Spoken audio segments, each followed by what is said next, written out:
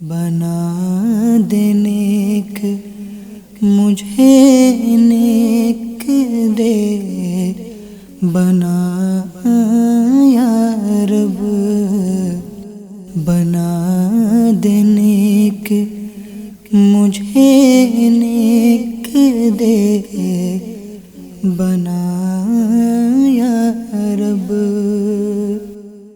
الحمد للہ رب العالمین والصلاة والسلام علی سید المرسلین اما بعد فاعوذ باللہ من الشیطان الرجیم بسم اللہ الرحمن الرحیم الصلاة والسلام علیکہ یا رسول اللہ وعلی آلک واصحابک یا حبیب اللہ، الصلاة والسلام علیکہ یا نبی اللہ وعلی آلک واصحابک یا نور اللہ۔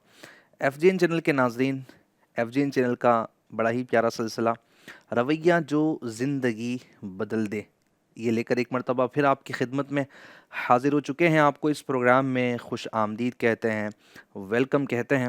الحمدللہ اس سیریز کو ہم اللہ پاک کی رحمت سے ہم نے کوشش کی ہے کہ اچھے انداز میں ہم لے کر چلیں۔ باقی تو آپ کو کتنا پسند آیا ہے، آپ نے کتنا پسند کیا ہے، یہ تو آپ کا فیڈ بیک ہی بتاتا ہے، اور فیڈ بیک بھی کافی اچھے ہیں۔ لیکن جو نئے ناظرین اس وقت ہمیں جوائن کیے ہوئے ہیں، آپ سے گزارش ہے کہ آپ بھی اس پروگرام کے متعلق فیڈ بیک ضرور دیجیے گا۔ آج بھی ایک اچھوتا ٹاپک ہم لے کر آئے ہیں، اور وہ ٹاپک بڑا اہم ہے، اس پر بھی گفتگو ہونا بہت ضروری ہے۔ ویسے تو جب بھی ہم ڈیسائیڈ کرنے بیٹھتے ہیں یا ڈیزائن کرنے بیٹھتے ہیں کہ کس کس موضوع یا کس کس ٹاپک پر بات ہو، تو کئی سارے موضوعات جمع ہو جاتے ہیں، اور ہر ٹاپک پر یہی بات کہنی پڑتی ہے کہ اس وقت اس پر بات کرنا بڑی اہم ہے۔ تو کبھی نظریہ کسی اور موضوع کی طرف، کسی اور ٹاپک کی طرف جاتا ہے، اور دل پیٹ جاتا ہے اس کی طرف کہ اس پر بات کرنا بڑی اہمیت کا جو ہے وہ اس وقت حامل ہے۔ آج بھی ہم ایک موضوع انشاءاللہ الکریم ڈسکس کریں گے، لیکن جو ہمارے نئے ویورز ہیں ان سے گزارش ہے کہ آپ جو ہمارے آخری کے ایپیسوڈز ہیں وہ بھی آپ یوٹیوب کی پلے لسٹ میں جا کر دیکھ سکتے ہیں۔ ایف جی این چینل کے ناظرین، آج کا جو موضوع ہے اس کی طرف آنے سے پہلے آئیے درود پاک کی فضیلت میں عرض کرتا ہوں، تاکہ پروگرام میں مزید برکتوں اور رحمتوں کا نزول ہو جائے، اور ہماری ہر مجلس، ہر پروگرام، ہر بیان کا آغاز تو محبوب خدا صلی اللہ علیہ وسلم پر درود پاک ہی سے ہونا چاہیے۔ ہمارے شیخ نے ہمیں یہی سکھایا ہے۔ اللہ پاک کے پیارے حبیب صلی اللہ علیہ وسلم کا فرمان عالی شان ہے، تم جہاں بھی ہو مجھ پر درود پڑھو کہ تمہارا درود مجھ تک پہنچتا ہے۔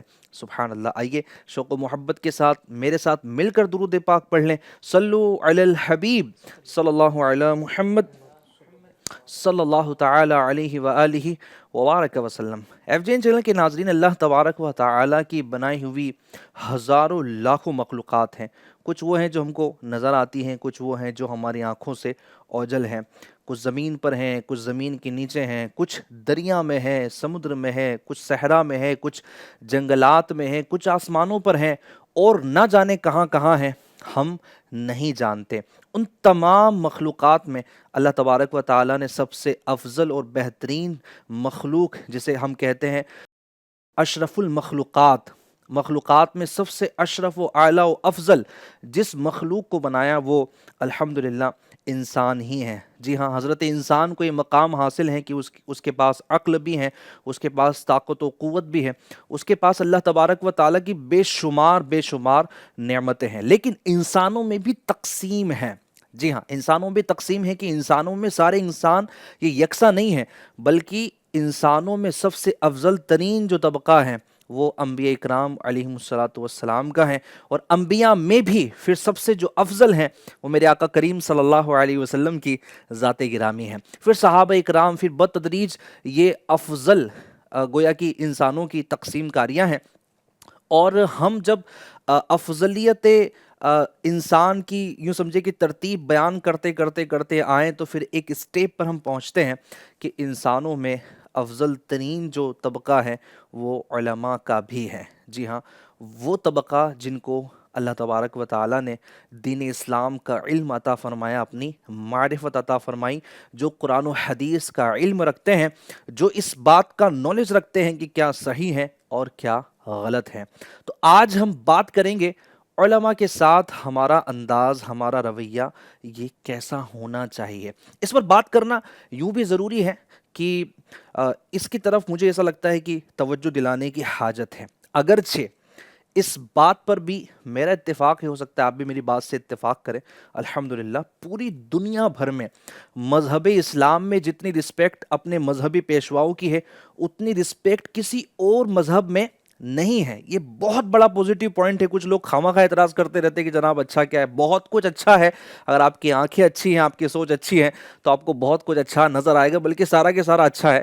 الٹا اور گھٹیا تو بعض اوقات ہمارے عقل یا سوچ ہی بن جاتی ہے. اگر اچھی نظر سے دیکھا جائے تو الحمدللہ دین اسلام کا ہر پہلو یہ اچھا ہی ہے. تو علماء کے ساتھ پھر بھی کہیں نہ کہیں بے توجہی ہو جاتی ہے. تو گویا یہ سمجھیے کہ ایک ریمائنڈر کے طور پر ہم یہ پروگرام لے کر آئے ہیں کہ اگر ہم بھی علماء سے مربوط ہیں یا علماء سے ہمارا جو ہے واسطہ ہے تو ہمارا انداز ان کے سامنے کیا ہونا چاہیے.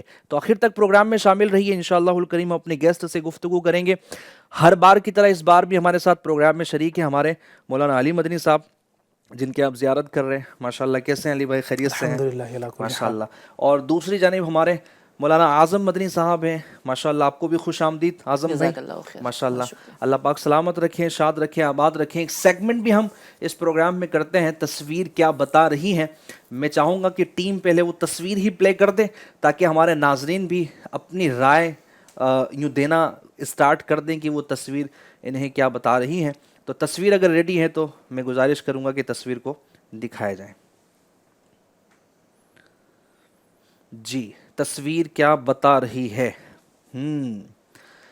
جی جناب، اس کو کھیت کہا جائے گا، کچھ پانی ہے اور بگلا ہی یہ غالباً جانور ہے اور اس کے منہ میں ہے مینڈک اور مینڈک نے پکڑ لیا اس کا گلا.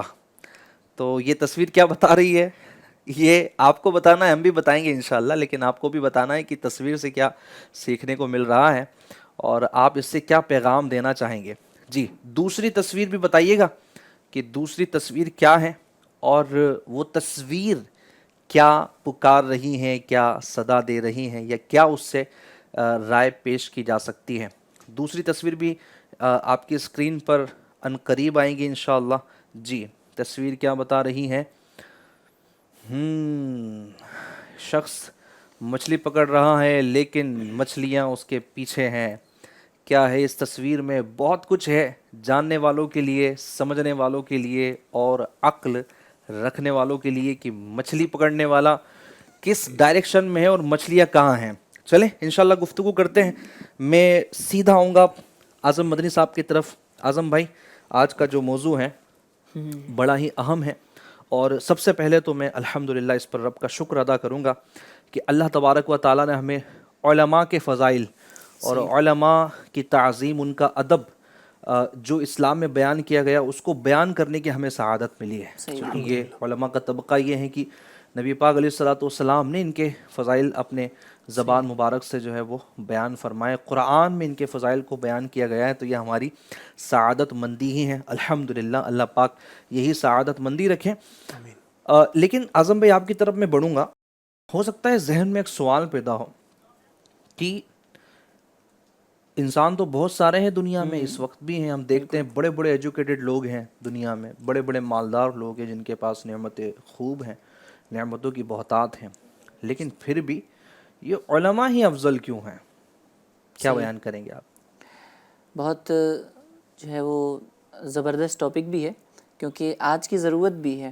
ہم نے دیکھا ہے بہت ساری جگہوں پر کہ علماء کے ساتھ جو رویہ رکھا جا رہا ہوتا ہے تو اس کے متعلق کہیں نہ کہیں علم نہیں ہوتا بندے کو، جس کی وجہ سے وہ انداز یوں اپنایا جا رہا ہوتا ہے. خیر، آپ نے جو سوال کیا ہے کہ علماء افضل کیوں ہیں، دیکھیں اگر اس کو آپ عقلی اعتبار سے سوچیں، اس کے تو ویسے دو جواب دیے جا سکتے ہیں. ایک تو عقلی اعتبار سے، اور ویسے تو ہمارے سامنے فضائل اور قرآن و حدیث کے اندر جو روایتیں موجود ہیں وہ تو ہیں ہی. لیکن آپ یوں بھی دیکھیں نا کہ علماء ہی ہوتے ہیں کہ جو امت کی رہنمائی کا سبب بنتے ہیں، انسانوں کو جو ہے نا رب سے ملانے کا کام کر رہے ہوتے ہیں.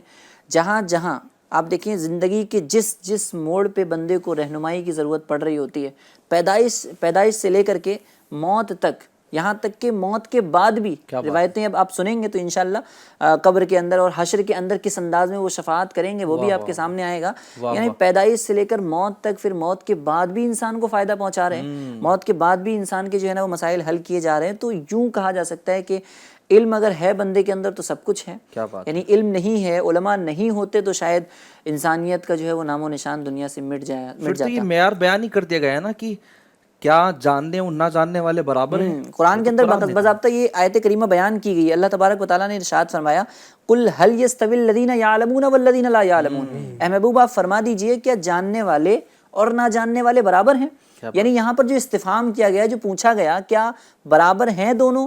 یعنی ایک استفہام عربی کے قواعد کے اندر کہا جاتا ہے کہ استفہام انکاری. یعنی یہاں پر استفہام کرنے کے بعد، سوال کرنے کے بعد یہ بتایا گیا کہ ہرگز علم والے اور اہل علم جو ہے وہ برابر نہیں ہو سکتے. علم والوں کا ایک الگ مقام ہے اور اہل علم کا ایک الگ مقام ہے. ایک جگہ اور اللہ تبارک و تعالیٰ نے ارشاد فرمایا، کیونکہ علماء اکرام جو ہوتے ہیں نا وہ اللہ تبارک و تعالیٰ کی قرب کے جو ہے وہ منازل طے کر رہے ہوتے ہیں، اللہ تبارک و تعالیٰ سے زیادہ قریب ہوتے ہیں.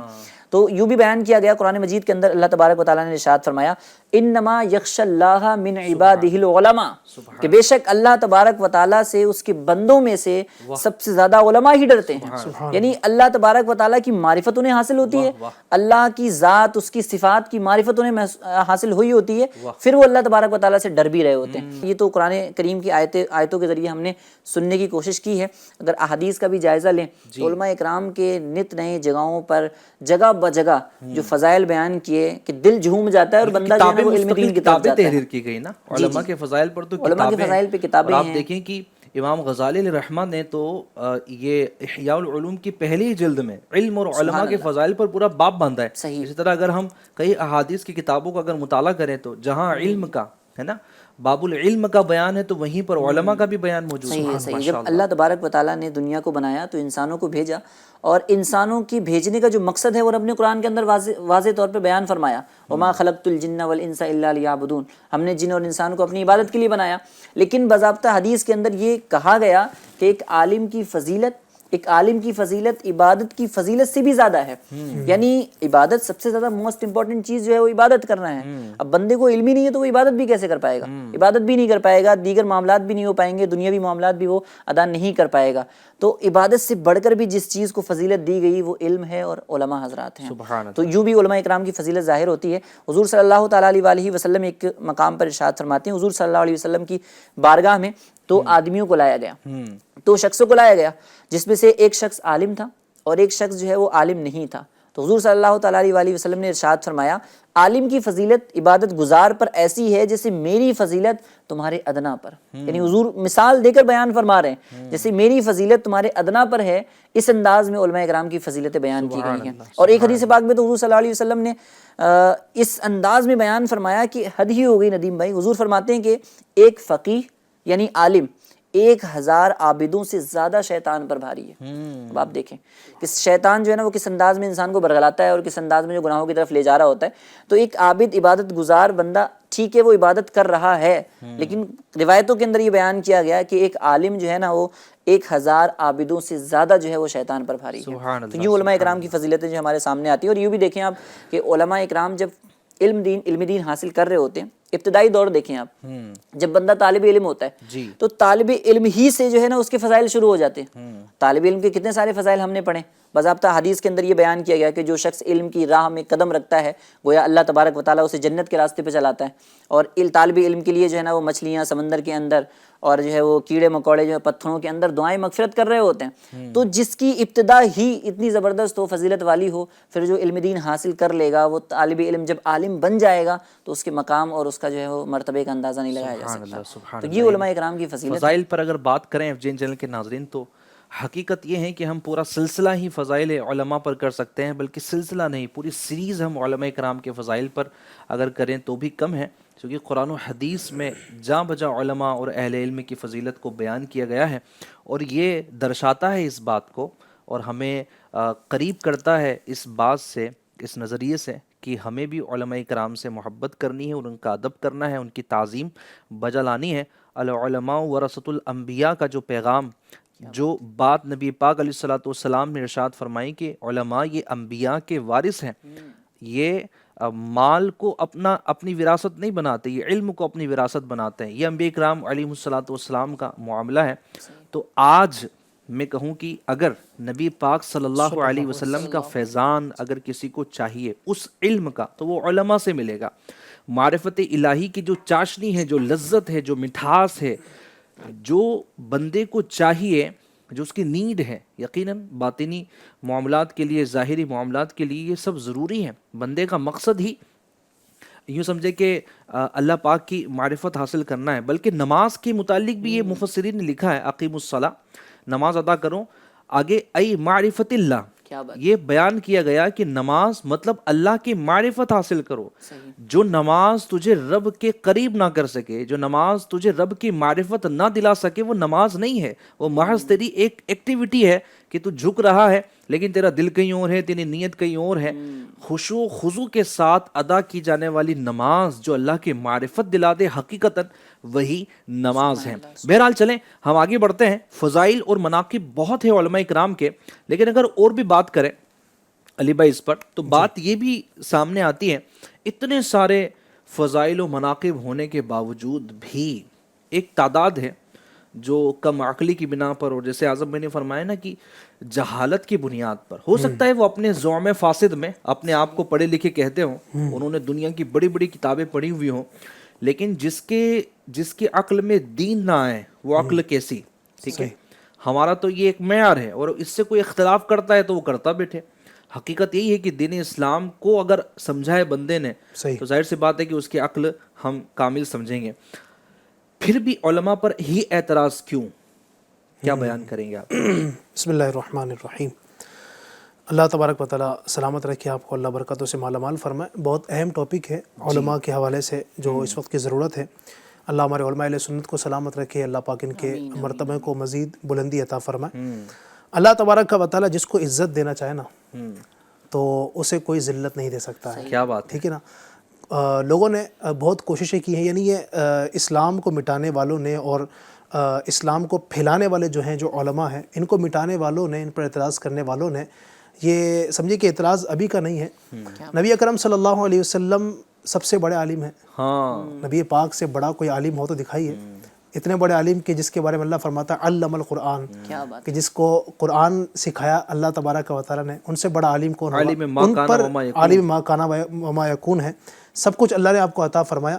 ان پر بھی اعتراض ہوا، ٹھیک ہے، ان کے بعد بھی اعتراض ہوا، صحابہ پر اعتراض ہوا، جتنے بھی اللہ کے برگزیدہ یہ سب بندے ہوئے نا، یہ سب علماء تھے۔ اچھا یہاں میں یہ بات بیان کر دوں کہ ہم جب بھی علم غیب کا تذکرہ کرتے ہیں، عالم ما کان وما یکون، تو ہو سکتا ہے کوئی آیات یہ پڑھ لیں کہ یہ تو اللہ تبارک و تعالیٰ کے متعلق بیان کیا گیا ہے، تو ہم نبی پاک علیہ الصلوۃ والسلام کے علم کو جو بیان کرتے ہیں وہ اللہ کا عطا کیا ہوا علم بیان کرتے ہیں۔ تو اللہ پاک نے جو اپنے محبوب کا علم دیا ہے، یقیناً وہ عطائی ہے، رب کا ذاتی ہے، حضور کا عطائی ہے، اور اس کا انکار تو میرا خیال ہے کہ کوئی کر نہیں سکے گا، اور جو کرتا ہے اس کے علم کی کمی ہے۔ یقیناً ایسا ہی ہے، اس کو ہم واضح طور پر بیان کرتے ہیں۔ بہرحال تو عرض کرنے کا مقصد یہ تھا میرا کہ ہمارے آقا صلی اللہ علیہ وآلہ وسلم بھی عالم ہیں، بلکہ سب سے بڑے عالم آپ ہی ہیں۔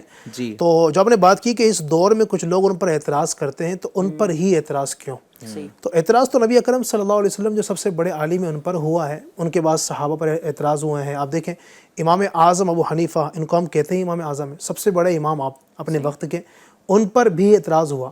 اور یہ لوگ چونکہ دنیا کے اندر ہر طرح کے ایک جیسے ہوتے نہیں ہیں، 5 انگلیاں برابر نہیں ہوتی نا، اچھے بھی ہوتے ہیں، برے بھی ہوتے ہیں، سیدھے بھی ہوتے ہیں، ٹیڑھے بھی ہوتے ہیں۔ تو جہاں پر حق ہوتا ہے باطل ساتھ میں کھڑا ہی ہوتا ہے، اس کا کام ہی ہوتا ہے جو نا وہ ٹانگ اڑانا اور برائیاں کرنا، چھیڑخانی کرنا اور اعتراضات کرنا۔ تو اس دور کے اندر بھی اس طرح کا طبقہ موجود ہے جو علماء کرام کو خواہ مخواہ پریشان کرنے کی کوشش کرتا ہے، ان کے ہر فعل پر، ان کی ہر بات پر ان کو ٹوکنے کی کوشش کرتا ہے۔ ابھی حدیث پاک ہم نے بیان کی تھی، العلماء ورثۃ الانبیاء، علماء انبیاء کرام کے وارث ہیں۔ تو اب کوئی بندہ اگر علماء کرام پر اعتراض کرتا ہے نا، تو یوں سمجھیے کہ وہ علماء پر اعتراض نہیں کر رہا ہے، بلکہ وہ انبیاء کرام کی جو وراثت ہے اس پر اعتراض کر رہا ہے۔ وہ انبیاء کرام کو جو اللہ تبارک و تعالیٰ نے علم عطا فرمایا تھا، اس علم کے جو وارث علماء کرام ہیں، اس وراثت کا پر اعتراض کر رہے ہیں۔ اب ان کے اعتراض کرنے کی کیا وجہ ہے جناب؟ اللہ تبارک و تعالیٰ نے ان کو اتنا بڑا مرتبہ عطا فرمایا. اللہ پاک خود فرماتا ہے یرفع اللہ الذین آمنوا منکم والذین اوتوا العلم درجات. اللہ فرماتا ہے اللہ تبارک و تعالیٰ تم میں سے ایمان والوں کو اور وہ جن کو علم عطا کیا گیا ان کو درجوں بلندیاں عطا فرماتا ہے. جن کو اللہ تبارک و تعالیٰ نے بلندی عطا فرمائی, میں نے شروع میں کہا تھا نا کہ جسے اللہ تبارک و تعالیٰ بلندی عطا کرنا چاہے اسے کوئی نیچے کر ہی نہیں سکتا. جسے اللہ رکھے اسے کون چکے. ٹھیک ہے, یہ ایسا ہی ہے بالکل. اللہ تبارک و تعالیٰ ان کو بلندیاں عطا فرماتا ہے. وَإِنَا وَتُعِزُّ مَن تَشَاءُ وَتُذِلُّ مَن تَشَاءُ, تو جسے چاہتا ہے عزت دیتا ہے اور جسے چاہتا ہے ذلیل کرتا ہے. تو اللہ پاک نے علماء کو بلندی عطا فرمائی. اچھا اب یہ علماء پر اعتراض کرنے والے جو ہیں ان کو اگر ہم دیکھیں گے یہ ہیں کون؟ عام طور پر یہ نہ تو خود عالم ہوتے ہیں, ٹھیک ہے, نہ خود یہ دین کی معلومات ان کو ہوتی ہے, نہ کبھی انہوں نے مدرسے کا منہ دیکھا ہوتا ہے.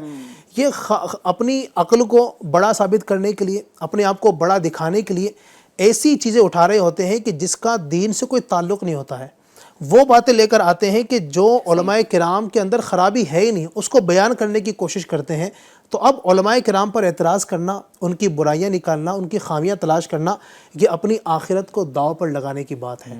علماء کرام کی برائیاں کرنا یہ نبی اکرم صلی اللہ علیہ وسلم کی اور انبیاء کرام کی وراثت جو ہے اس کی برائی کرنے کے مترادف ہیں.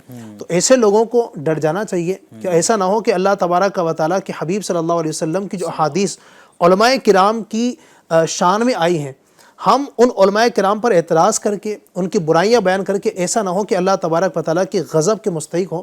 لہٰذا ہمیں اس معاملے کے اندر ڈرنا چاہیے. اور ایسے بھی اگر یوں دیکھا جائے علی بھائی کہ علماء پر اگر اعتراض ان کے علم کی بنا پر ہو, اس وجہ سے کہ وہ عالم ہیں, یہ تو معاذ اللہ رب العالمین علماء نے اس کو کفر بھی لکھا ہے. ایسا ہی کہ علم کی تذلیل, علم کی توہین, یہ تو بندے کو دائرہ اسلام سے خارج کر دیتی ہے. ایک ذاتی مسئلہ ہے کسی شخصیت سے اور ذاتی کچھ جو ہے پرابلم ہے تو وہ ایک الگ بات ہے, وہ بھی نہیں ہونا چاہیے. لیکن اگر علم کی بنیاد پر ہے ذرا اس پہ غور کر لینا چاہیے. اپنے آپ کو مسلمان بھی کہیں اور پھر علم ہونے کی بنیاد پر اگر کسی عالم دین پر اعتراضات ایسے کیے جائیں, ایسی دشمنیاں رکھی جائیں, وہ بالکل بھی درست نہیں ہے. یہاں پر وہ سینیریو نہیں ہے جو علماء کے ساتھ فروعی مسائل میں اختلافات کا ہے. ٹھیک ہے, کچھ مسائل ایسے ہوتے ہیں کہ سب کی اپنی اپنی ایک پہنچ ہوتی ہے, اپنے اپنے اصولوں کے مطابق وہ استخراج و استنباط کر رہے ہوتے ہیں. بہرحال یہ بہت ٹف. اس طرح کے اختلاف کو تو رحمت بھی فرمایا گیا حدیثوں کے اندر کہ جو علماء کا آپس میں اختلاف ہے دین کے مسائل میں,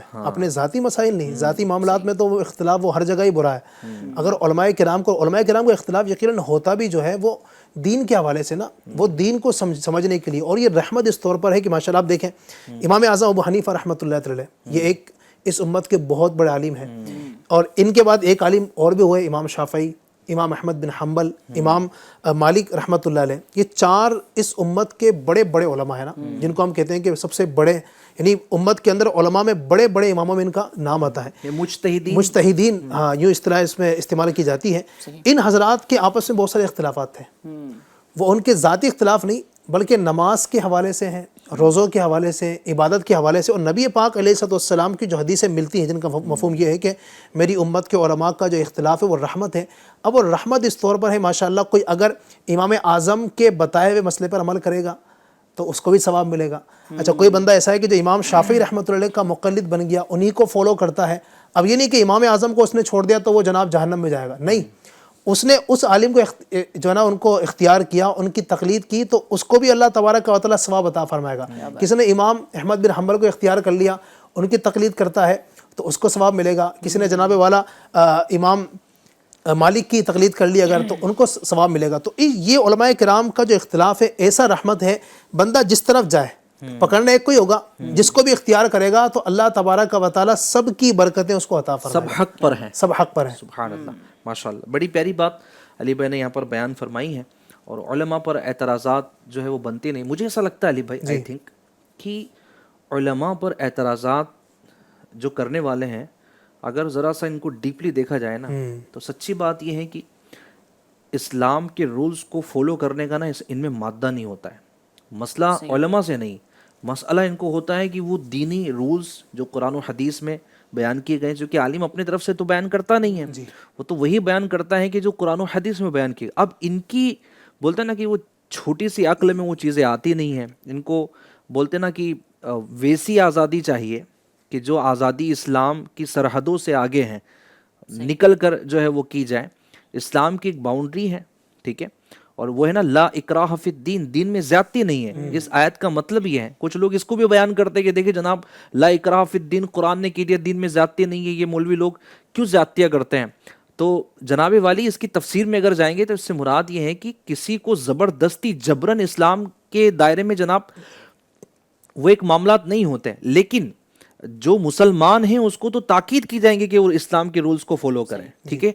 تو بہرحال ڈپ ڈاؤن اگر جاتے ہیں تو بات یہ نکلتی ہے کہ اسلام سے محبت, اسلام کے رولز کو فالو کرنے کا ذہن نہیں ہوتا, اور پھر وہی ہوئے ناصیحہ مت کر نصیحت دل میرا گھبرائے ہیں, دشمن جانوں میں اسے جو مجھے سمجھائے ہیں.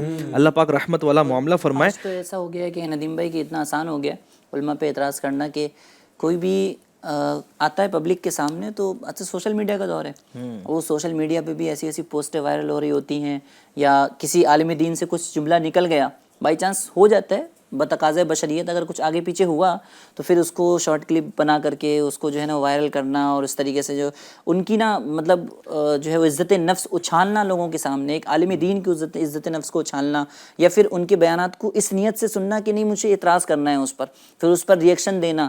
باقاعدہ لوگ جو ہے روسٹ کر رہے ہوتے ہیں اس نام پہ کہ علماء کرام کی جو ہے وہ اسپیچ لے کر کے اس کی شارٹ کلپ بنا کر کے جو سوشل میڈیا پہ طوفان بدتمیزی پیش کیا جاتا ہے. اللہ اکبر. اور ایسے لوگوں کا انجام بھی پھر برا ہوتا ہے. لوگ جو ہے نا وہ کمنٹ میں جو بھرتے ہیں, جو بھرمار ہو رہی ہوتی ہے اور ان کو جو برا بھلا کہا جا رہا ہوتا ہے, تو یہ بھی دیکھنے کو ملتا ہے. اور دنیاوی اعتبار سے بھی کئی سارے ایسے لوگ ہم نے دیکھے ہیں کہ جو علماء کرام کی گستاخی کرنے کی وجہ سے جو ہے وہ زوال کی طرف گئے ہیں. اور یہ امت, یہ جو رویہ ہے نا امت کے زوال کی علامت ہے, زوال کا سبب ہے. جب بندہ جو ہے نا اپنے سلف صالحین کی بے عزتی کرنا یا ان پر اعتراضات کرنا, اس طریقے کا انداز اگر اپنانا شروع کر دیا تو پھر یہ امت جو ہے نا وہ, یا پھر وہ بندہ جو ہے نا وہ پھر زوال کی طرف ہی جا رہا ہوتا ہے. اللہ پاک رحمت فرمائے. آپ نے تو پھر بھی کم بیان کیا ہے. ابھی اس دور سے میں اور آپ گزر رہے ہیں کہ جہاں پر علماء کی بیانات کی کلپس کو کاٹ چھانٹ کے کہیں کا جملہ کہیں پر ایڈ کر کے وائرل کیا جاتا ہے, کہا کہ دیکھو فلاں عالم نے فلاں حضرت نے کیا کہہ ڈالا. وہ سنتے تو بولتے میں نے تو ایسا کہا ہی نہیں ہے, یہ تو میرے ایک بیان کی کلپ وہاں سے لیے, کچھ الفاظ وہاں سے لیے ہیں.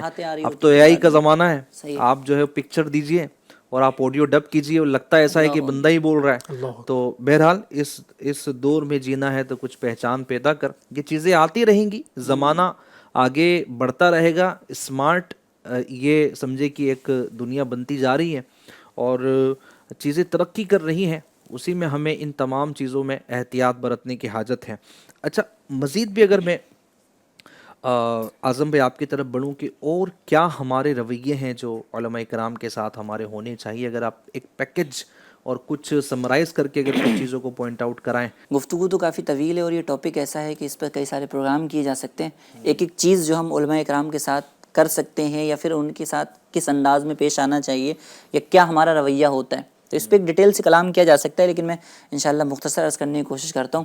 کہ دیکھیں علماء کرام جو ہوتے ہیں نا وہ دین کے قلعے ہوتے ہیں, یوں کہہ سکتے ہیں آپ.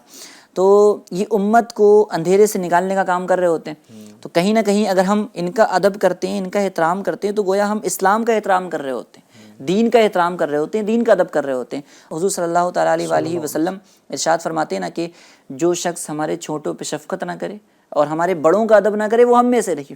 تو علماء کرام کی تعظیم کرنا یا ہمارے بڑے حضرات کی تعظیم کرنا, یہ ہمیں حضور صلی اللہ تعالیٰ علیہ وسلم کے در سے ملتا ہے کہ تعظیم کس طریقے سے کرنی چاہیے.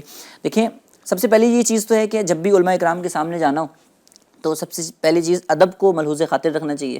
بندے کا انداز ادب والا ہونا چاہیے. اب ادب والے انداز مختلف طریقے کے ہو سکتے ہیں. علماء کرام کا ادب جو ہے وہ ہاتھ باندھ کر بھی ہوتا ہے, ان سے جو ہے وہ کلام جو ہے وہ نرم انداز میں, نرم لہجے کے اندر یہ بھی ہوتا ہے, اور ان کی دست بوسی کرنا, ان کے ہاتھ چومنا, تو یوں بھی ادب والا انداز ہوتا ہے. تو مطلب مین پوائنٹ یہ ہے کہ بندے کو ادب جو ہے وہ ملحوظ خاطر رکھنا چاہیے. اچھا ایک چیز یہ ہوتی ہے کہ علماء کرام علم بانٹنے کا کام کرتے ہیں, علم پھیلانے کا کام کرتے ہیں. تو علماء کرام کے علم سے استفادہ کرنا, اس علم پر عمل کرنا, یہ بھی علماء کرام کا ادب ہی ہے. یعنی ان کی کوئی بات سنی ہم نے اور اس پر عمل کر لیا, ان سے استفادہ کر لیا, یہ بھی جو ہے نا وہ ادب کے اندر ہی آتا ہے.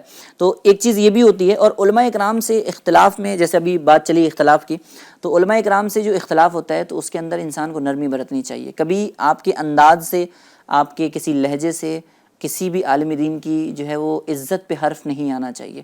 عزت جو ہے وہ سب کی برقرار رہنی چاہیے. کسی بھی عالم دین سے اختلاف اگر ہو بھی جائے تو اس کے بارے میں بدگمانی نہ ہو, طعن و تشنیع نہ ہو, یا بے تحاشا جو ہے وہ اس طریقے کے جملے نہ نکالے جائیں کہ جو ادب کے خلاف ہوتے ہیں. ایک ہوتا ہے چلیں ایک انسان ہونے کے ناطے کچھ اونچ نیچ ہو گئی. بہرحال یہ عوام کا, اعظم بھائی جی آپ مزید بھی بیان کریں, لیکن میں یہاں پر یہ عرض کرنا چاہوں گا کہ عوام کا تو یہ کام ہی نہیں بنتا ہے کہ وہ اعتراض کریں یا جناب اس طرح کی چیزیں کریں. اگر کچھ چیزیں ایسی ہیں سمجھ میں نہیں آتی ہے تو وہ یا تو پاس میں بیٹھ کر سمجھ لیں. صحیح. اور بہت ساری چیزیں ایسی ہیں کہ جو ہر ایک کے جاننے کے لیے ہوتی بھی نہیں ہے, ہر ایک کے لیے ہوتی بھی نہیں ہے. ہر ایکٹیویٹی, ہر کام, ہر بول, ہر قول, ہر فعل ہر بندہ سمجھ لیں وہ ہر ایک کے بس کی بات بھی نہیں ہوتی.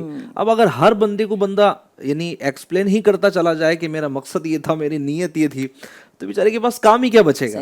اس بھی یعنی عوام کے لیے تو یہی ہے جو ایک نارمل لائف جینے والا بندہ ہے, جو جاب کر رہا ہے, بزنس کر رہا ہے, اس کو چاہیے کہ وہ بس اپنے کام سے کام رکھے. کاہے خواہ کسی کے فعل یا قول پر غور کرتا ہے. بھائی اگر آپ کو فکر ہی کرنی ہے, اگر آپ کو غور ہی کرنا ہے تو اپنے بچوں کے بارے میں کریں, اپنی بیوی کے بارے میں کریں, اپنے گھر والوں کے بارے میں کریں. ذرا سا کچھ ڈیولپمنٹ اپنے گھر میں کرنے کی کوشش کریں, محلے میں کریں. آپ کو ڈیولپمنٹ کرنے کے لیے, آپ کو نکھارنے کے لیے, آپ کو اصلاح کرنے کے لیے مولوی حضرات ہی کیوں نظر آتے ہیں؟ اصلاح کرنے کے لیے اور بھی بہت سارے لوگ موجود ہیں. تو بہرحال دیکھا بھی جاتا ہے ندیم بھائی, جیسے پورے عوام کو, مطلب اس میں کچھ لوگ ایسے بھی ہوتے ہیں کہ جنہیں یہ بھی پتہ ہوتا ہے کہ امام صاحب نے سنتیں پڑھی ہیں یا نہیں پڑھی ہیں, نفل پڑھے ہیں یا نہیں پڑھے ہیں. حالانکہ ان کے گھر کے خود کے معاملات دیکھ لیں تو بچوں کے معاملات اپنی جگہ ہیں کہ بچوں کو نمازوں کی ترغیب دلانی نہیں دلانی ہے, تو بچوں کو چھوڑ کر کے وہ اماموں کے پیچھے لگے ہوتے ہیں, یعنی اپنے گھر پریوار کو چھوڑ کے علماء کے پیچھے لگے ہوتے ہیں. تو یہ انداز بھی دیکھنے کو مل رہا ہوتا ہے سوسائٹی کے اندر. صحیح ہے. تو بہرحال ادب کا تقاضا یہی ہے کہ ہم علماء کرام کا ادب کریں اور عزت بجا لائیں, تعظیم بجا لائیں اور محبت کے ساتھ میں پیش آئیں, ان کی دست بوسی کریں اور ان کی صحبت اختیار کریں. ورنہ میں سمجھتا ہوں کہ اس وقت علماء سے دوری یہ ہمارے لیے بڑا ہی خطرناک ایک سمجھے کی معاملہ ہے. وہ حدیث پاک جو بیان کی گئی نا علی بھائی, کچھ مفہوم اس کا میرے ذہن میں آ رہا ہے کہ تم صبح اس حال میں کرو کہ یا تو تم طالب علم ہو, عالم ہو, یا طالب علم ہو, یا پھر علماء کی صحبت میں رہنے والے ہوں, یا ان سے محبت کرنے والے ہوں. پانچویں نہ ہونا کہ تم ہلاک ہو جاؤ. یعنی چار چیزیں بیان کی گئی, یا تو عالم ہو جاؤ, یا طالب علم ہو جاؤ, یا علماء کی صحبت میں بیٹھنے والے رہو, یا ان سے محبت کرنے والے رہو. اس میں جو تین اسٹیپس ہیں نا وہ تو علماء ہی کے تعلق سے, یا تم عالم ہو, یا ان کی صحبت میں رہو, یا ان سے محبت کرنے والے ہو. صحبت میں نہیں بیٹھ رہے تو محبت ضرور ہو. پانچویں اگر آپ ہوئے تو ہلاک ہو جائیں گے. تو غور کر لیں کہ آپ ان چار کیٹیگری میں کس کیٹیگری میں شامل ہیں, ہے نا. اگر آپ عالم نہیں ہیں تو چلیں طالب علم تو رہے زندگی بھر, طالب علم بھی نہیں ہے تو علماء کی صحبت میں رہیں, علماء کی صحبت میں نہیں بیٹھنے کا وقت ہے تو آپ ان سے محبت رکھیں. اگر یہ بھی نہیں ہے تو پھر اپنے ایمان کی اور اپنی خیر منائیں. اللہ پاک رحمت والا معاملہ فرمائے. آئیے سیگمنٹ کی طرف بڑھتے ہیں بلا تاخیر. سیگمنٹ ہے ہمارا رویہ جو زندگی بدل دے. جی پہلی تصویر اسکرین پر بتائیے گا.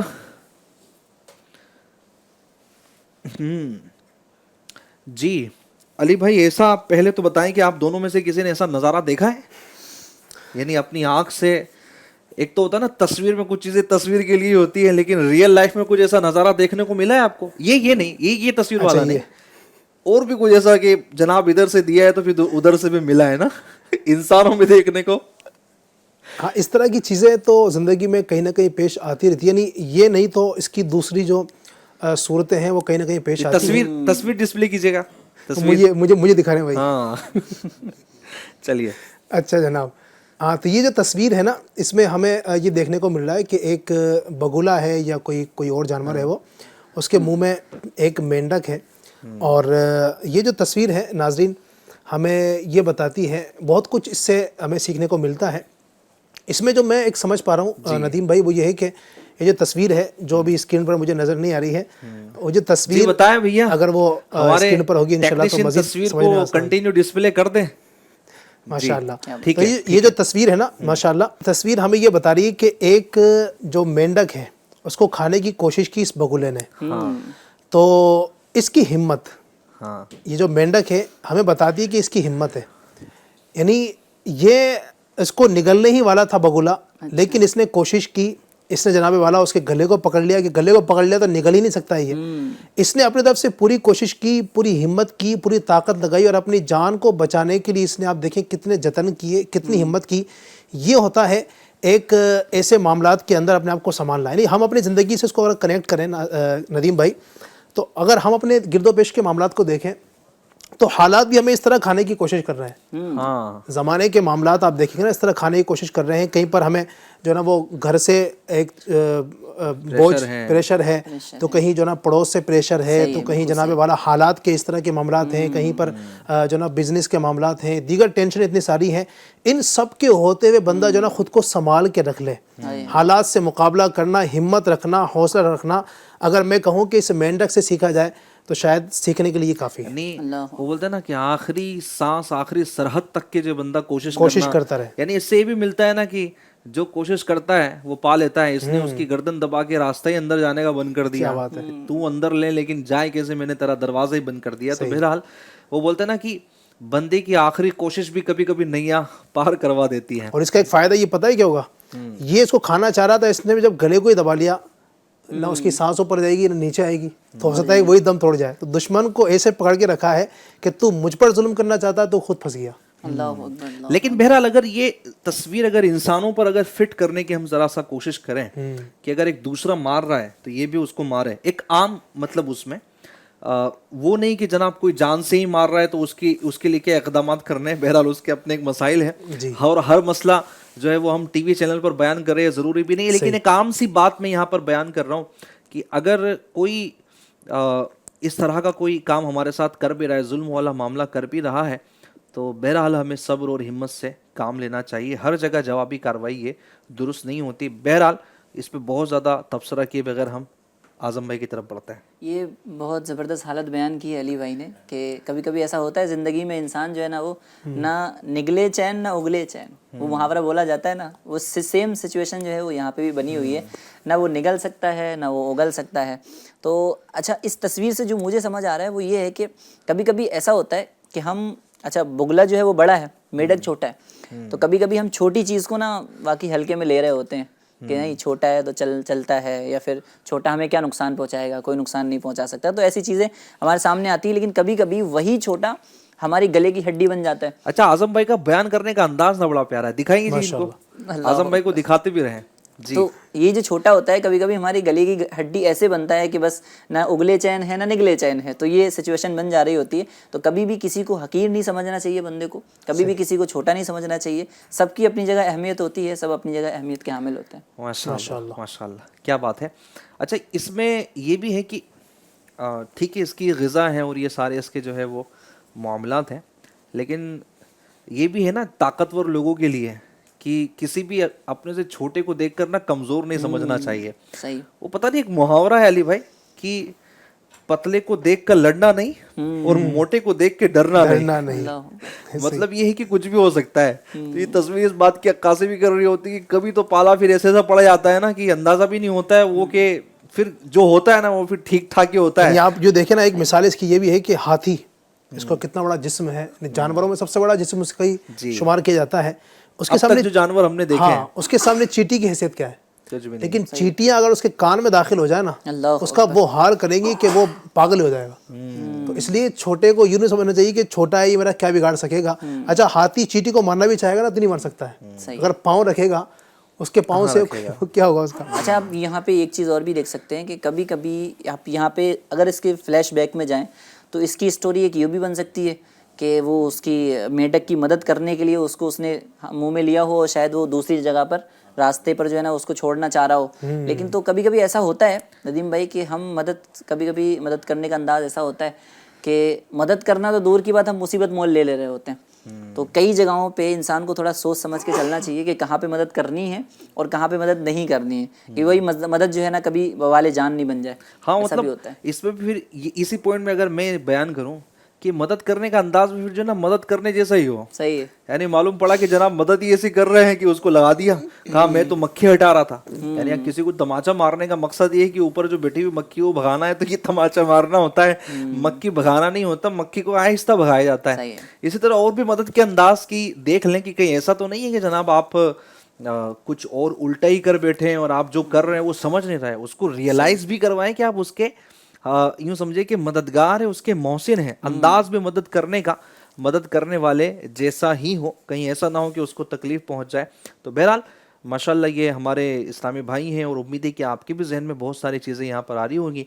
मैं चाहूँगा कि दूसरी तस्वीर भी प्ले की जाए और बताया जाए कि उस तस्वीर में क्या है। जी ये तो बड़ी यूं समझिए कि एक यूनिक तस्वीर है और इससे तो बहुत कुछ मुझे लगता है कि आपके जहन में भी नाज़रीन आ रहा होगा और इंशाल्लाह हमारे इस्लामी भाई भी बयान करेंगे। क्या फरमाएंगे अली भाई? पहले बात तो ये बताएं कि मछली अभी आखिरी बार कब खाई आपने? अच्छा, खाना पीना कुछ ना कुछ तो याद रहता होगा वैसे। अभी डाइट पे चल रहे हैं अली भाई। अगर आप नहीं तो मैं बता देता हूँ, शायद वही आखिरी बार। अच्छा, हाँ, अभी जो रिकॉर्डिंग के लिए जो जाना हुआ था अहमदाबाद में, अहमदाबाद के करीब में जो गांव था हमारा, सही सही, हाँ वहाँ पर मेरा ख्याल है कि शायद मछली माशाल्लाह इस्लामी भाई बड़ी प्यारी बनाकर लाए थे और मछली भी थी और भी कुछ चीज़ें थी। अल्हम्दुलिल्लाह। वही आखिरी है, फिर उसके बाद भी ऐसे ही बिल्कुल वही है ना, वही। उसके बाद फिर कुछ और खाया बहुत कुछ, लेकिन वो नहीं खाया फिर। चलिए खैर, अल्लाह आपको अपनी बेशुमार नेमतें अता फरमाए। आमीन आमीन आमीन जी। अच्छा, ये जो तस्वीर है मुझे देखकर वो बात याद आ रही कि कहा जाता है ना, कोई पास रह के भी दूर है, कोई दूर रह के भी पास है। अब इसका हाल देखें, ये बेचारा, इसके हाल पर रहम ही किया जाएगा। और क्या कह सकते हैं कि मछलियों के पास होकर भी उससे महरूम है। मछलियाँ उसके इर्द गिर्द ही है, करीब में है। अगर थोड़ी सी अक्ल का इस्तेमाल करें और थोड़ा सा अपने जहन को दौड़ाए तो हमारी ज़िंदगी के अंदर भी कई बार ऐसा होता है। नदीम भाई इस शख्स की तरह जो मछुआरा है, जिसको शायद मछुआरा कहेंगे भी नहीं, मछुआरा जो होता है यकीनन वो तो उसको पता होता है कि मछली कहाँ पर है, पकड़ना किस अंदाज से है।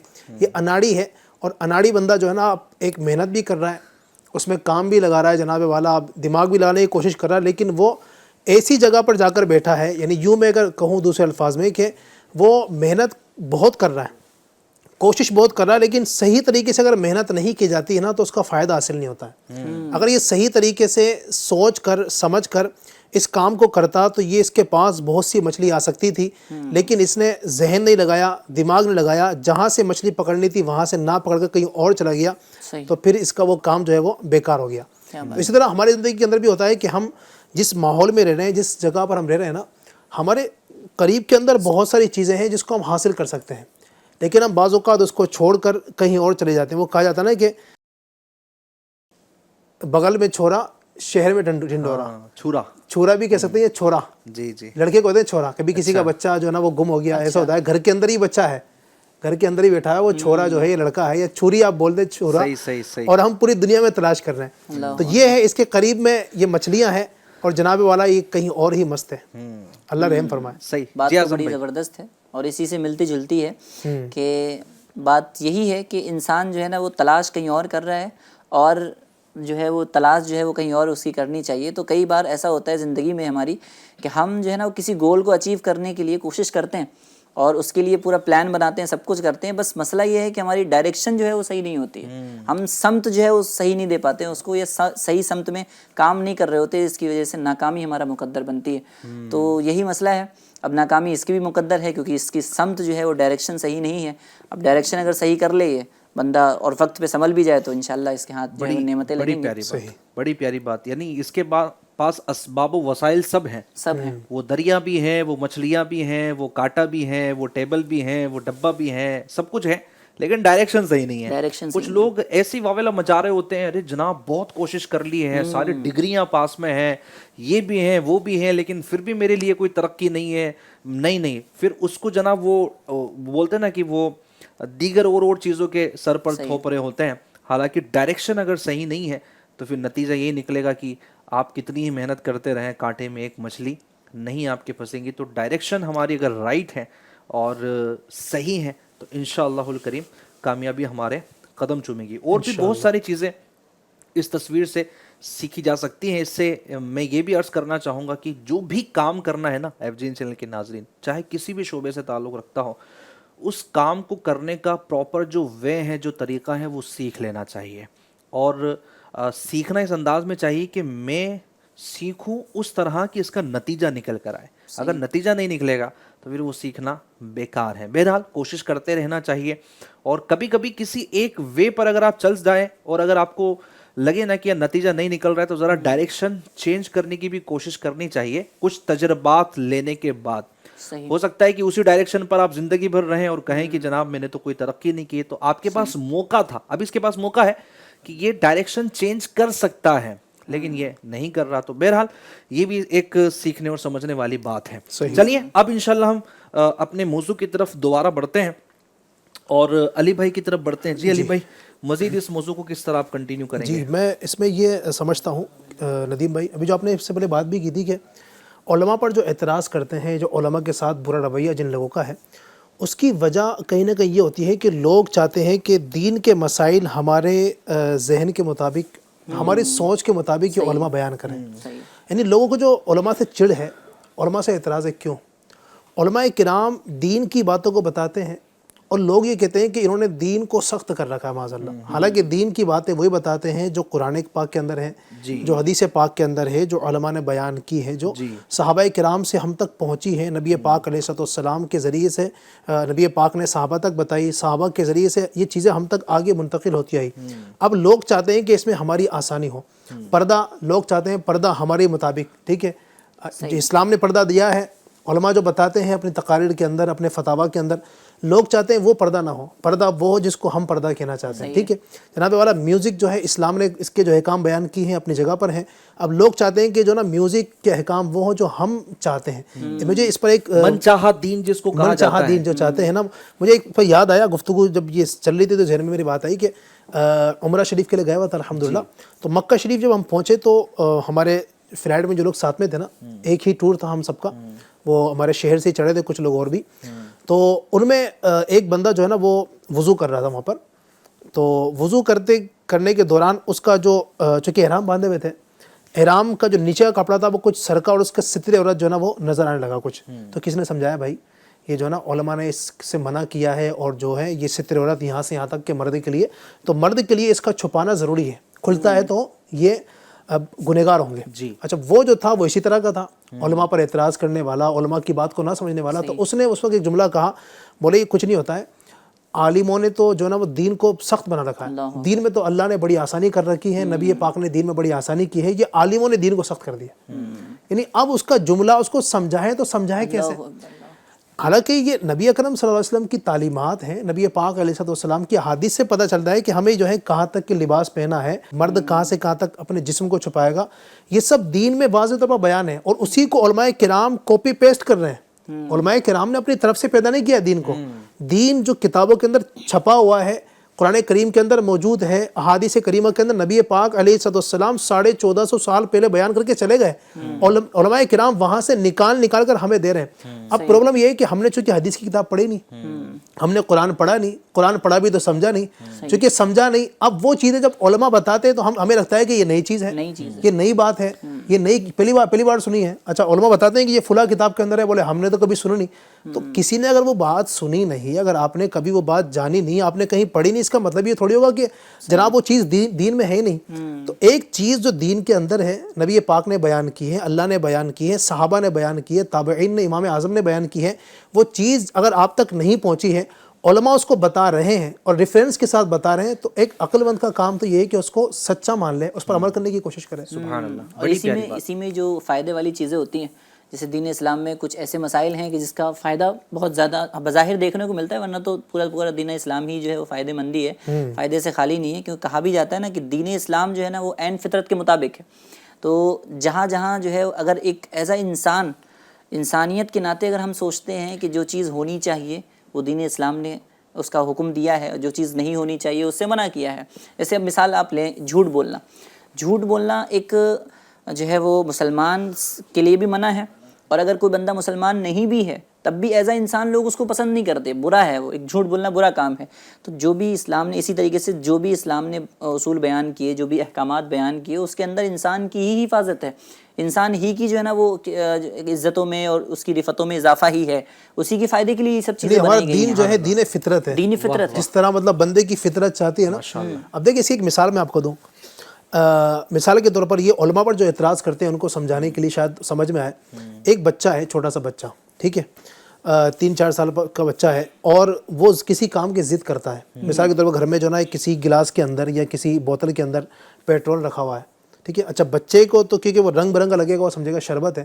اب بچہ چاہتا ہے اس کو پینا کہ نہیں میں اس کو پیوں گا، باپ اس کو منع کرتا ہے. اچھا باپ اس کو ڈانٹے گا، اس کو روکے گا.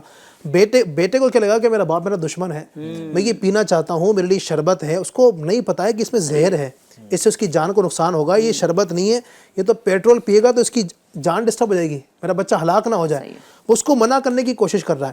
اسی طریقے سے اگر سمجھنے کی کوشش کریں، اگر ہمارے علماء کرام جو ہے نا وہ یہ ہمارے لیے ہمارے باپ کی طرح ہیں، یہ ہمیں سکھاتے ہیں. وہ بتا رہے ہیں کہ آپ اس وے پر چلے جائیں گے نا آپ تو یہ پیٹرول پینے کی مانند ہے، یہ جو ہے نا شراب پینے کی مانند ہے. جسے کہتے ہیں کہ آپ کی جان کو خطرے میں ڈالنے والی بات ہے. آپ اس کو نہیں جانتے ہیں کیونکہ ہم ان کے مقابلے میں بچے ہیں. اس طرح باپ اور بچے کی میں نے مثال دی، ہم بچے ہیں. ہمیں لگتا ہے کہ علماء ہمارے دشمن ہیں، ہمارے دشمن نہیں ہے، وہ ہمیں اس کام سے بچاتے ہیں. کیوں بچاتے ہیں؟ اس کام سے بچا کر ہمارا دین محفوظ ہو جائے گا، ہمارے عقائد محفوظ ہوں گے، ہمارے معاملات اچھے ہو جائیں گے، اور ہم اس کے ذریعے سے اللہ کی رحمت سے جنت میں داخل ہو جائیں گے. سبحان اللہ، سبحان اللہ. تو یہ علماء کا ادب اور احترام جو ہے وہ ہم پر لازم ہے. جی. اچھا ایک طبقہ ناظرین وہ بھی ہے جو یہ اعتراض کرتا ہے. اچھا ناظرین ایک طبقہ وہ بھی ہے جو اس بات پر اعتراض کرتا ہے، اس بات کو لے کر اعتراض کرتا ہے کہ علماء نے ہمیں دیا ہی کیا ہے. اگر علماء ہمیں دیتے ہیں تو ہم ان کا ادب کرتے، احترام کرتے، تعظیم کرتے. تو اگر ذرا آپ کاؤنٹ کریں کہ علماء نے کیا دیا ہے، اگر آپ کاؤنٹ کریں کہ علماء نے کیا دیا ہے، تو علماء نے، میں آپ سے سوال کروں گا ایسے لوگوں سے جو کہتے ہیں کہ علماء نے کیا دیا ہے، تو میں ایسے لوگوں سے سوال کروں گا کہ آپ بتائیں علماء نے کیا نہیں دیا. آپ کے امی ابو کا نکاح کیا بات اس مولوی نے پڑھایا تب جا کے تو تم پیدا ہوئے ہو. پہلے تو ان کا ملنا ہی حرام تھا. 2 حرام گویا کہ حکم جب تک تھے وہ ایجاب و قبول کے بعد میں حلال ہوئے تب جا کے بندہ پیدا ہوا ہے. اچھا نکاح یہ ماشاءاللہ جو ہے انہی مولوی لوگوں نے پڑھایا. آگے بڑھیے، قرآن کی تعلیم کی جب بات آتی ہے تو کون سا ڈاکٹر پڑھانے آتا ہے، کون سا ٹیچر پڑھانے آتا ہے؟ یہی عالم، یہی مولوی ہوتا ہے کہ جو ہمارے بچوں کو، بلکہ ہمیں قرآن کی تعلیم دے رہا ہوتا ہے، ہمیں الف با تا سا پڑھا رہا ہوتا ہے، بسم اللہ الرحمن الرحیم پڑھنا لکھنا سکھا رہا ہوتا ہے، ہمیں قرآن کا نالج دیتا ہے. مزید آپ آگے بڑھیے، ہمارے لیے رب تبارک و تعالیٰ کے درمیان میں جو ایک وسیلہ ہوتا ہے نماز کا، امامت، یہ کون نمازی جو مصلی پر ہے، یعنی نماز کے مصلی پر جو ہے یہ کون ہے؟ یہ علماء ہی تو ہیں، یہ مولانا حضرات ہی تو ہیں جو اللہ اور ہمارے درمیان وسیلہ ہیں. اچھا مزید آپ آگے بڑھیے، ہمارے جنازوں کی جو نمازیں ہیں وہ کون پڑھا رہا ہے؟ آپ نے کبھی یہ اعلان سنا ہے قبرستان میں کہ جناب فلاں جو انجینئر ہے وہ آئے اور یہ نماز جنازہ پڑھائے؟ نہ نہ نہ، مولوی کو تلاش کرتے ہیں. بچہ پیدا ہوتا ہے کس کو تلاش کیا جاتا ہے؟ مولوی کو تلاش کیا جاتا ہے.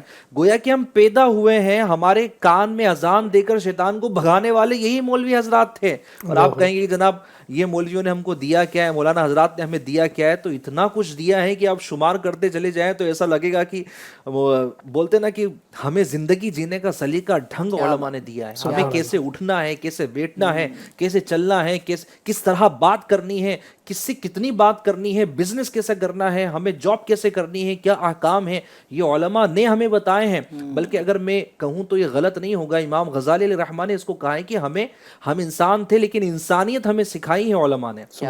انسان کیا ہوتا ہے یہ بتایا ہے علماء نے. تو علماء نے ہمیں بہت کچھ دیا ہے، صرف آپ فیل کیجئے اور غور کیجئے، انشاءاللہ بہت ساری چیزیں آپ سمجھ جائیں. بلکہ ہمارے علماء جو ہے نا، یہ ابھی جو آپ گفتگو فرما رہے تھے کہ ہر موڑ پر الحمدللہ ہمارے کام آتے ہیں. اتنا ہی نہیں بلکہ انسان دنیا سے چلا جاتا نا اس کے بعد بھی کام آتے ہیں. آپ دیکھیں قبر پر فاتحہ پڑھنے کون آتے ہیں ہمارے؟ کبھی آپ نے سنا کہ فلاں ڈاکٹر صاحب تشریف لائے ہیں؟ جب بھی انتقال ہوتا ہے بھائی فلاں مدرسے کے جو بچے ان کو بلا لو، وہاں کے امام صاحب کو بلائیے، وہ تشریف لاتے ہیں، وہ قرآن خوانی کرتے ہیں. بلکہ آپ یہ نظارہ پہ دیکھیں گے کہ سب چلے جاتے ہیں، آخر میں جو اذان قبر میں دینے والے ہیں وہ بھی مولوی صاحب ہوتے ہیں. سبحان اللہ. یعنی وہ تو یعنی اذان قبر کے ثبوت بھی ہیں، اور وہ کہ شیطان جہاں اذان ہوتی ہے 40 میل دور چلا جاتا ہے، وہاں پر بھی یعنی مرنے کے بعد سوالات قبر کی یاد دہانی کے لیے اذان دینا بہت زیادہ مؤثر ہے. وہ کام کرنے والے بھی علماء. بلکہ یہاں تک آپ شاید آپ کو ناظرین کو سن کر تعجب ہوگا، علماء کرام کا اتنا بڑا مرتبہ ہے کہ جنت میں بھی ان کے ہم محتاج ہیں. واہ. جی ہاں، مجھے حدیث پاک یاد آ رہی ہے میرے آقا علیہ الصلوۃ والسلام کی کہ ارشاد فرمایا کہ جب اللہ تبارک و تعالیٰ جنتیوں کو اپنا دیدار نصیب فرمائے گا، اللہ تبارک و تعالیٰ کا دیدار جنت میں ہوگا، اللہ ہمیں بھی، مجھے بھی، ہم سب کو اللہ پاک وہ مبارک دیدار نصیب فرمائے. تو اللہ تبارک و تعالیٰ اپنا دیدار عطا فرمائے گا تو اللہ پاک جنتیوں سے فرمائے گا مانگو کیا مانگتے ہو. اب اللہ کا دیدار میں لوگ ایسے مست ہوں گے. اب اللہ کی طرف سے مانگا جا رہا ہے، یعنی اللہ تبارک و تعالیٰ فرما رہا ہے کہ مجھ سے مانگو.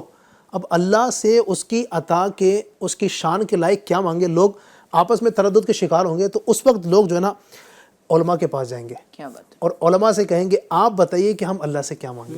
یعنی بندے جہاں جنت میں جانے کے بعد بھی جنت میں کوئی غم نہیں، کوئی ٹینشن نہیں، کوئی فکر نہیں، کوئی وہاں پر کسی طرح کی پرابلم ہی نہیں ہے، وہاں سکھ ہی سکھ ہے. وہاں پر بھی اگر کسی کی محتاجی ہے تو علماء کرام کی اور محتاجی. یہ تو جنت میں جانے کے بعد کا معاملہ ہے. اگر تھوڑا سا پہلے بھی دیکھیں تو جنت میں بھی ان کے صدقے جایا جائے گا. علماء اور عابدوں کو جب جنت میں جا رہے ہوں گے تو عابدوں سے کہا جائے گا، حدیث شریف کا مفہوم میں عرض کر رہا ہوں، عابدوں سے کہا جائے گا کہ آپ جنت میں چلے جاؤ، لیکن علماء کو روک لیا جائے گا. کہا جائے گا آپ جنت میں مت جاؤ بلکہ آپ جو ہے نا دوسروں کو لے کر کے بھی جاؤ. تو کئی لوگ جو ہے نا وہ اپنے رشتہ داروں کو، خاندان والوں کو، اور پھر جو ہے وہ ملنے والوں کو، یہاں تک کہ جس نے وضو کا لوٹا بھی ان کو پانی بھر کے دیا ہوگا علماء کرام کو، تو وہ جنت میں لے کے جا رہے ہوں گے.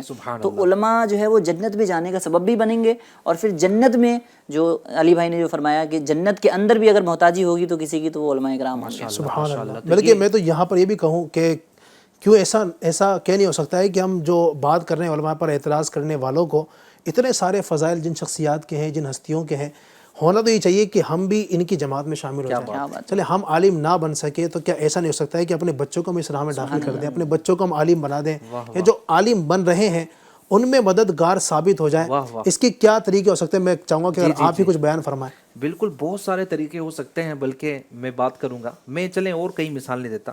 آپ ان دونوں کو ماشاءاللہ ہمارے دونوں بڑی شخصیاتیں دیکھ رہے ہیں. علی مدنی صاحب ہے، اعظم مدنی صاحب ہے.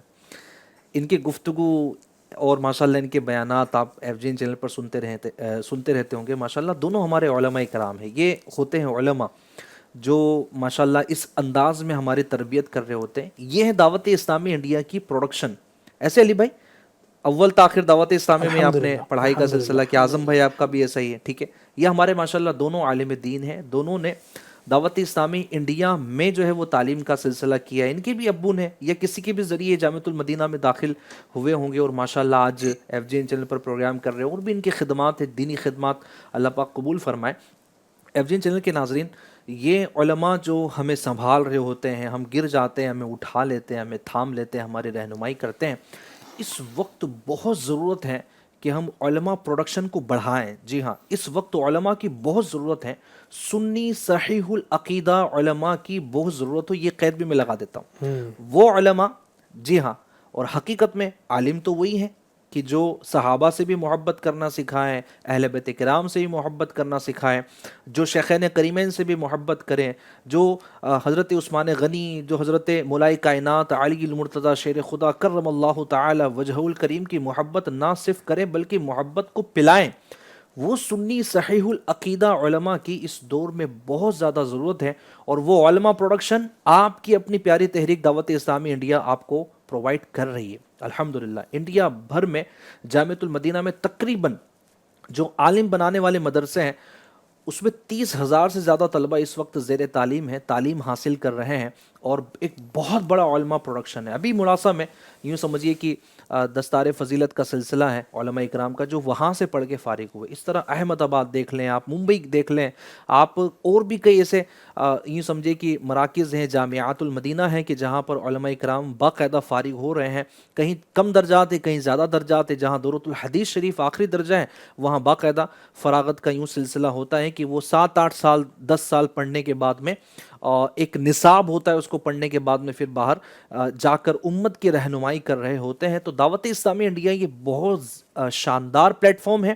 میں گزارش کروں گا کہ آپ اگر عالم نہ بن سکے ہوں تو ریکویسٹ آپ سے یہ ہے کہ کوشش کریں آپ عالم بن جائیں. مشکل نہیں ہے. ہم نے دیکھا ہے کہ لوگ یوں سمجھے کہ ایک بڑی عمر میں بھی داخلے لیتے ہیں اور عالم بن جاتے ہیں.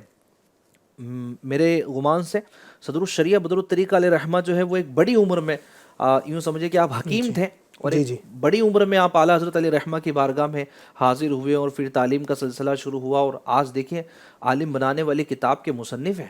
مصنف جو صاحب بہار شریعت ہے، سبحان اللہ.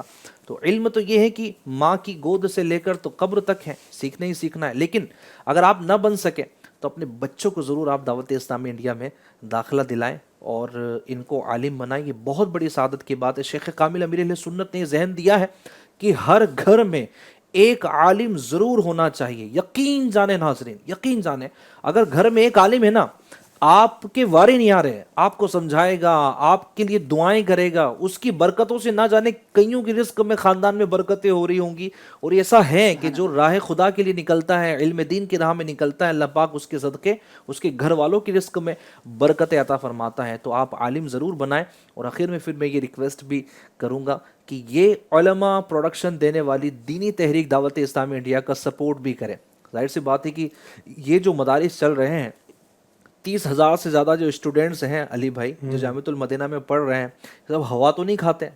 یہ ایسا تو ہے نہیں کہ جناب ان کے لیے کوئی دسترخوان جو ہے وہ آسمان سے نازل ہو رہا ہے اور یہ صبح الگ ہیں تو دن میں الگ ہیں تو رات میں الگ ہیں.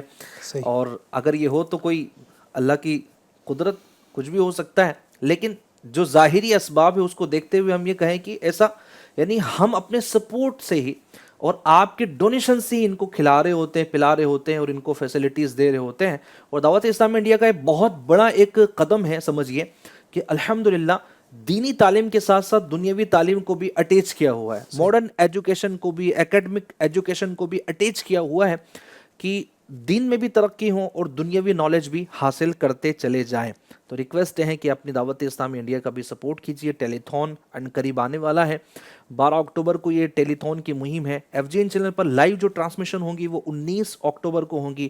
19 اکتوبر سنڈے تقریباً صبح 11 بجے سے رات دیر تک آپ ٹیلی تھون ٹرانسمیشن دیکھ سکیں گے. مبلغین کے مدنی پھول ہوں گے اور ہم 19 اکتوبر کو آپ کو بتائیں گے کہ آپ کی دعوت اسلامی انڈیا یہ انڈیا میں کیا کر رہی ہیں، میرے ملک ہندوستان کے لیے، ملک عزیز ہندوستان کے لیے کیا خدمات انجام دے رہی ہیں.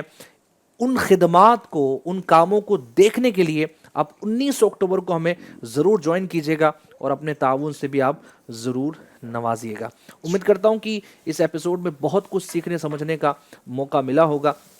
گفتگو کو اگر اینڈ کروں 2 جملوں میں تو وہ یہی ہے کہ ہمیں علماء سے محبت کرنی ہے، علماء کی تعظیم کرنی ہے، ان کا ادب بجا لانا ہے. کہیں پر بھی بے ادبی نہ ہو جائے، بلکہ ادب تو یہ ہے کہ علماء اکرام کی بارگاہ میں کھڑے ہوں تو ہاتھ بندھے ہوئے ہوں اور نگاہیں جھکی ہوئی ہوں اور بڑی ہی بولتے ہیں نا نرم لہجے کے ساتھ ہماری گفتگو کا انداز ہو. کہیں ایسا نہ ہو کہ ان کی شان میں بے ادبی ہو جائے. یہاں پر میں ان لوگوں کو کہنا چاہوں گا کہ جو مسجد کے امام ہوتے ہیں، عالم ہوتے ہیں، لیکن ان کی تعظیم نہیں بجا لاتے ہیں.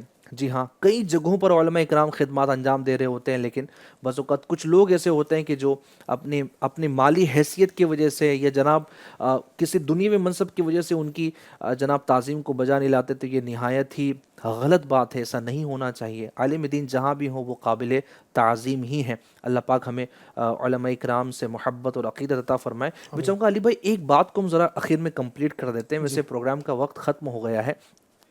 وہ یہ کہ کچھ لوگ یہ بھی کہتے ہیں کہ جناب ہم نے تو فلاں بندے کو دیکھا ہے، مذہبی بندے کو دیکھا ہے کہ وہ تو جناب وہ سڑکوں پر کھڑا ہوا ہے اور جناب ایسے بھی کام کر رہا ہے کہ جو ایک اسلام نے اخلاقی طور پر جس بات کی اجازت نہیں دی ہے، بے حیائی والے کام بھی کر رہا ہے وغیرہ وغیرہ. اس طرح کے نظارے سوشل میڈیا پر بھی عام ہوتے ہیں. اس کی داڑھی بھی ہے، اس کی ٹوپی بھی ہے، ٹوپی امامہ بھی ہے، تو جبہ کرتا بھی ہے، ساری چیزیں ہیں. تو پھر یہ ایسا کیوں؟ یہ لوگ کہتے ہیں اس کا بھی ہمیں جواب دیجیے. تو کیا جواب دیں گے؟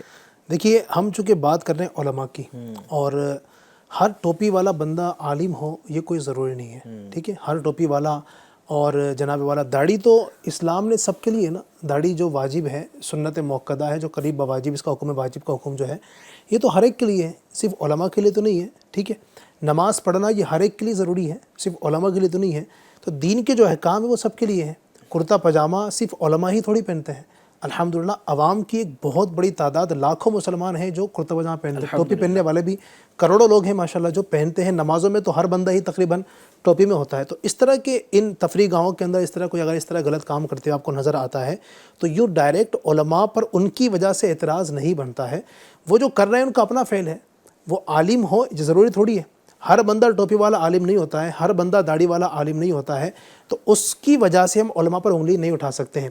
عالم کسے کہتے ہیں؟ پراپر جو عالم کی تعریف ہمارے علماء نے ہی جو بیان کی ہے، سید اعلیٰ حضرت امام علیہ السلام نے جو بیان کی ہے، عالم کی تعریف یہ بیان کرتے ہیں کہ عالم وہ ہے کہ جو اپنے عقائد کا علم رکھتا ہو، جو عقائد کا ضروری علم ہے اس کو پہلے سب سے پہلے وہ آتا ہو، اور اس میں مستقل مزاج ہو، ٹھیک ہے، اور ساتھ ہی اس کے اندر اتنی صلاحیت ہو کہ وہ اپنی ضروریت کے مسائل کتاب و سنت سے خود نکال سکتا ہو، ٹھیک ہے۔ تو یہ چیز جس بندے کے اندر پائی جائے گی وہ عالم ہوگا۔ اب جس کو نماز صحیح سے پڑھنا نہیں آتی لیکن چونکہ داڑھی ہے مسلمان، تو داڑھی تو اس کو رکھنی ہے، اس کو نماز صحیح سے پڑھنے نہیں آتی یا دیگر اس کو احکام نہیں آتے ہیں، اور اس نے ٹوپی لگائی ہوئی ہے، کرتا پاجامہ لگایا ہوا ہے، وہ کوئی ایسی غلط حرکت کر رہا ہے جو نہیں کرنی چاہیے، اسلام نے جس سے منع کیا ہے، اس کی وجہ سے ہم علماء کے طبقے کو گالی نہیں دے سکتے ہیں۔ ہمارے علماء جو ہیں الحمدللہ یہ دین کو پڑھے ہوئے ہوتے ہیں، یہ سمجھے ہوئے ہوتے ہیں، یہ سلجھے ہوئے ہوتے ہیں، اور علماء کی تعریف تو اللہ پاک نے قرآن پاک میں ارشاد فرمائی نا کہ یہ علماء جو ہیں یہ اللہ سے ڈرنے والے ہوتے ہیں، اللہ تبارک و تعالیٰ سے ڈرنے والے یہ لوگ ہوتے ہیں، تو یہ ان کاموں کے اندر ملوث نہیں ہوتے ہیں، تو ان کی وجہ سے ہم علماء پر انگلی اٹھائیں، یہ درست نہیں ہے۔ اللہ پاک رحمت کی نظر فرمائے، آمین۔ علماء کرام سے ادب محبت نصیب فرمائے۔ ایف جی این چینل دیکھتے رہیے، اپنا بہت خیال رکھیے، انشاءاللہ الکریم پھر آپ سے ملاقات ہوں گی۔ ایف جی این چینل کو دیکھیں، عام بھی کریں اور بچوں کو بھی دکھائیں۔ صلو علی الحبیب صلی اللہ علیہ محمد صلی اللہ علیہ وسلم۔